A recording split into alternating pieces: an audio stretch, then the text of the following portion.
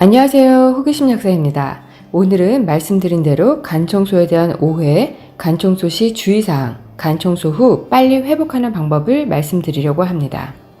간 청소에 대해 의사나 한의사분들의 인터뷰를 보면 간 청소를 할 때 배출되는 것은 담석이 아니라 올리브 오일이 장내에서 비누화된 것이라고 말하기도 하고, 담석이라고 해도 그렇게 큰 담석이 1-2mm밖에 안 되는 담관을 빠져나오는 것은 불가능하다고 말합니다. 그렇죠. 저도 신기하다고 생각해요. 어떻게 저렇게 큰 게 좁은 담관을 빠져나올 수 있는지 말이죠. 그래서 인체의 신비라는 말을 떠올리게 됩니다. 이런 예는 또 있습니다. 아기가 좁은 엄마 산도를 빠져나오는 건 더욱 놀라운 일 아닐까요? 아기도 그 좁은 산도를 빠져나오는데 담석이 미끌거리는 담즙과 같이 빠져나오는 건 좀 더 쉬운 일이라고 생각합니다.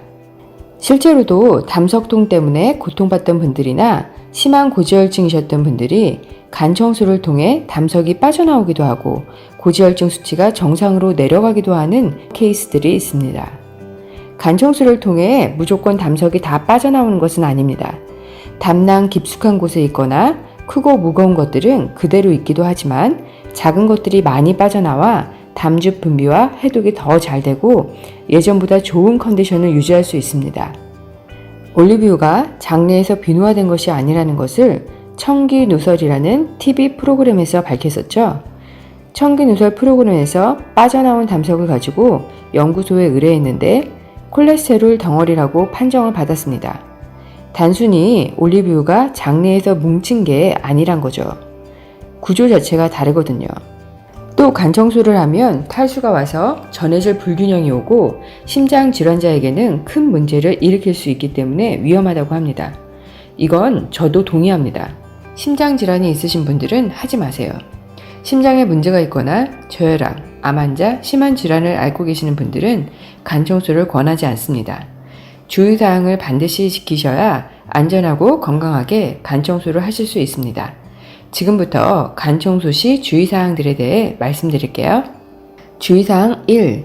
간 청소 준비 기간이나 간 청소 중, 간 청소 후에도 따뜻한 물을 충분히 드세요. 하루 2리터 정도의 물을 드시는 게 좋습니다. 담석은 담즙 내에 콜레스테롤이 너무 많이 포화되어 있거나 담즙 분비가 제대로 안 돼서 생기는데요. 담즙 분비가 제대로 되려면 충분한 물이 필요합니다. 소화불량이 있다면 담즙 분비를 촉진하기 위해서 따뜻한 물을 충분히 드셔야 합니다. 2. 간 청소를 하고 나서 3일 안에는 반드시 장 청소해 주세요. 간 청소가 끝난 후에도 2-3일간 지속적으로 담석이나 노폐물, 독소 배출이 일어납니다. 이런 것들이 장내에 계속 머물고 있다면 컨디션 회복이 힘들고 독소, 노폐물로 인해 장에 문제를 일으킬 수 있습니다. 3일 안에 약국에서 파는 장 청소액이나 권장약으로 장 청소를 해주시기 바랍니다. 3. 유기농 엑스트라 버진 올리브유를 사용하세요. 가끔 집에 있는 포도씨유나 카놀라유 등으로 할 수 없냐고 물으시는 분들도 있으신데요. 화학적 방법으로 추출한 기름은 독성이 있습니다. 내 몸 건강을 위해서 하는 건데 반드시 유기농 엑스트라 버진 올리브유를 사용하시기 바랍니다. 과량의 올리브유를 투여하면 담즙 분비를 유도하여 담즙이 폭포처럼 분출되어 나오고 이때 운이 좋으면 큰 담석까지 배출되는 기쁨을 누리실 수 있습니다. 4. 준비 기간에는 동물성 식품을 드시지 마세요. 유제품도 안 되고 튀기거나 설탕이 들어간 음식도 드시지 마세요. 준비 기간에는 샐러드, 채소, 견과류, 좋은 오일 등으로 가벼운 식사를 하시면 됩니다. 단백질 식품을 드시면 간 청소를 할 때 통증이 나타날 수 있고 효과도 떨어지니까 반드시 피하시기 바랍니다. 5. 복용약이 있다면 모두 끊고 진행하셔야 하고 약물을 끊을 수 없도록 지병이 심하신 분들은 진행하지 마세요. 고지혈증 약을 드시는 분들은 끊고 하셔도 아무 상관없고 간 청소 후 콜레스테롤 수치가 떨어지거든요. 심하지 않는 고혈압이라면 간 청소 하셔도 됩니다.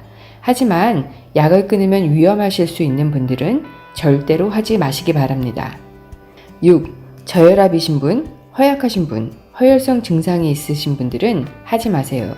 특히 수축기 혈압이 100 이하인 분들은 절대 하지 마세요. 간 청소를 하면 설사를 하게 되는데 체액이 많이 빠져나가 혈압이 뚝 떨어지는 분들이 있거든요. 이런 분들은 위험할 수 있기 때문에 저혈압이신 분들은 하지 마시기 바랍니다. 7. 장에 문제가 있는 분들도 하지 마세요. 과민성 대장 증후군이나 대장염, 크론병, 치질 등이 있으신 분들은 증상이 악화될 수 있습니다. 8.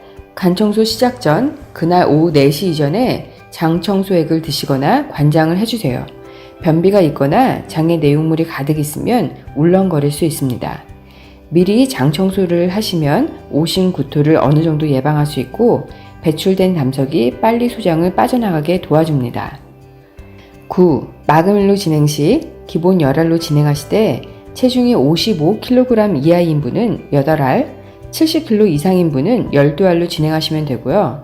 마금일은 장의 민감도나 개인에 따라 조정하시면 됩니다. 10. 자몽즙을 구하기 어려우시면 천연 착즙 오렌지 주스나 레몬 주스를 사용하시면 됩니다. 자몽즙이 혈당도 덜 올리고 속쓰림도 적으니 이걸 추천드려요. 감귤류는 담즙 분비를 촉진한다고 합니다. 저는 마그네슘을 먹을 때 물 대신 자몽즙을 사용해서 진행했습니다. 이렇게 진행해서 담즙 분비가 잘 됐고 간 청소도 더 잘 된 것 같네요. 11. 간 청소를 하면 2일에서 7일 이내에 대부분 뒤쪽에 있던 담석이나 간석이 앞으로 밀려나와 다시 간 내 담관이나 담도를 막게 되는데요. 이로 인해 컨디션이 예전과 같은 상태로 돌아가게 됩니다.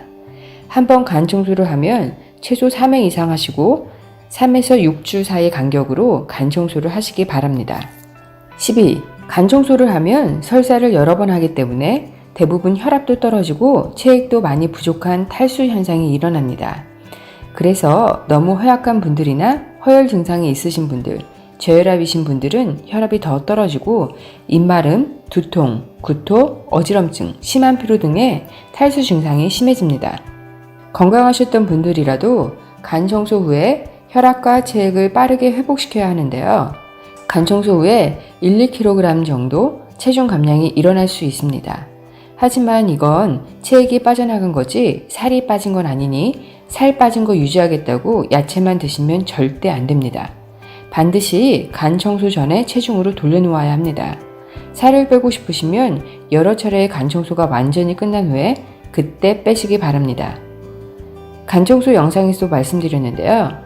체액이 많이 빠져나간 상태이므로 어지러움, 울렁거림, 두통, 피로, 구갈 등의 증상이 생길 수 있습니다. 물을 많이 드시는 것도 중요하지만 물만 드신다고 체액이 바로 보충되는 건 절대 아닙니다. 물 드시면 바로 소변을 통해 배출되기만 하지요. 체액을 늘리려면 반드시 나트륨이 필요합니다. 몸의 컨디션을 빠르게 회복하는데 천일염이 무엇보다 중요합니다. 탈수 증상이 해결될 때까지 천일염을 물을 마실 때마다 한두 꼬집 정도 섞어서 마시기 바랍니다. 이때 빠져나간 미네랄을 보충하기 위해서 미네랄 워터를 드시거나 미네랄이 풍부한 스피루리나나 클로레라를 드시면 더 좋습니다. 몸의 컨디션이 빠르게 회복되지 않거나 물을 마시고 부종이 생겼다면 저분자 아미노산이나 실크 아미노산을 드시기 바랍니다. 혈액 내 단백질의 농도가 정상이면 체액의 양도 정상을 유지하지만 단백질 결핍이 일어나면 혈액 내의 물은 조직 위로 이동해 부종이 일어납니다. 또 적절한 단백질은 신체 내 정상적인 산알칼리 평형을 유지시켜주고 다른 영양소들과 결합해 영양소들이 세포 곳곳으로 운반할 수 있게 도와줍니다. 체력이 떨어지셨다면 빠르게 흡수되는 아미노산을 공급해야 하는 이유입니다. 문의가 많을까봐 제 블로그에 추천 제품들을 올려놓았어요. 필요하신 분들은 참고하시고 약국에서 구입하시면 되고요. 약국 제품이 아니더라도 비슷한 제품이 있으면 드셔도 많은 도움이 되실 거예요. 블로그 주소는 영상 제목을 클릭하시면 보실 수 있습니다. 오늘은 여기까지입니다. 간 건강 너무나 중요한 문제입니다. 부작용 많은 약에만 의존하지 마시고 담석통을 참지 마시고 간 청소 해보시기 바랍니다. 좋아요와 구독 많이 눌러주세요. 다음 영상에서는 결석, 담석, 통풍을 예방하는 방법에 대해서 말씀드릴게요.